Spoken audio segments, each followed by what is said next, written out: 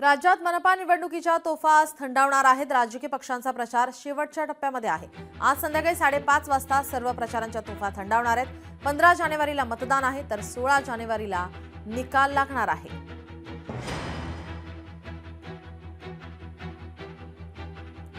मनपा निवडणुकीची रणधुमाळी आणि सर्व राजकीय पक्षांची या ठिकाणी प्रतिष्ठा पणाला लागलेली पाहायला मिळते। राजकीय पक्षांचा प्रचार शेवटच्या टप्प्यामध्ये आलेला आहे।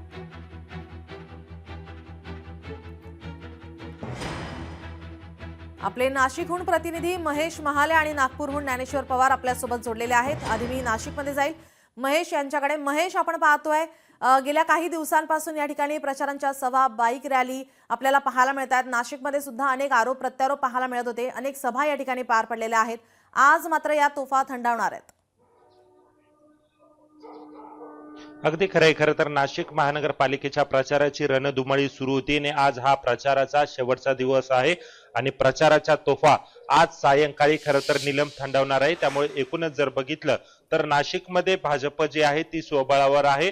शिंदेची शिवसेना आणि राष्ट्रवादी अजित पवार गट यांची युती झालेली होती, तर महाविकास आघाडीमध्ये ठाकरेंची शिवसेना असेल, मनसे असेल, काँग्रेस असेल, राष्ट्रवादी, शरद पवार गट असेल, असं त्यांनी खरं तर एकत्र येऊन खरं तर महायुतीला आव्हान दिलेलं होतं। मात्र आज खरं तर प्रचाराच्या तोफा थंडावत असताना महायुतीकडून अनेक नेत्यांच्या सभा घेण्यात आल्या। एकनाथ शिंदे यांची सभा झाली, देवेंद्र फडणवीस यांची सभा झाली, तर महाविकास आघाडीकडून फक्त ठाकरे बंधू म्हणजे उद्धव ठाकरे आणि राज ठाकरे यांच्या सभा पार पडलेल्या आहे। मात्र राष्ट्रवादी, शरद पवार गट असेल, काँग्रेस असेल, यांचे कुठलेही नेते जे आहे ते नाशिकमध्ये प्रचारासाठी आले नाही। त्याच्यामुळे एकूणच त्यांचे नेते आले नाही, त्याच्यामुळे त्यांचे देखील उमेदवार जे आहे ते चिंतेत सापडलेले होते। मात्र आज खरं तर प्रचाराचा शेवटचा दिवस आहे। आज ठिकठिकाणी अनेक उमेदवार जे आहेत ते शक्ती प्रदर्शन करणार आहे। ठिकठिकाणी प्रचार रॅलींचं आयोजन केलेलं आहे, तर बाईक रॅलींचं देखील आयोजन करण्यात आलेले।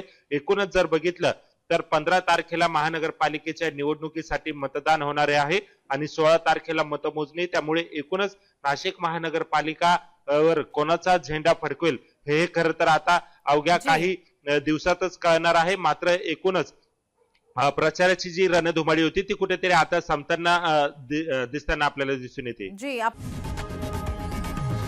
लोकशाही मराठी ऐका, पहा, जागरूक रहा।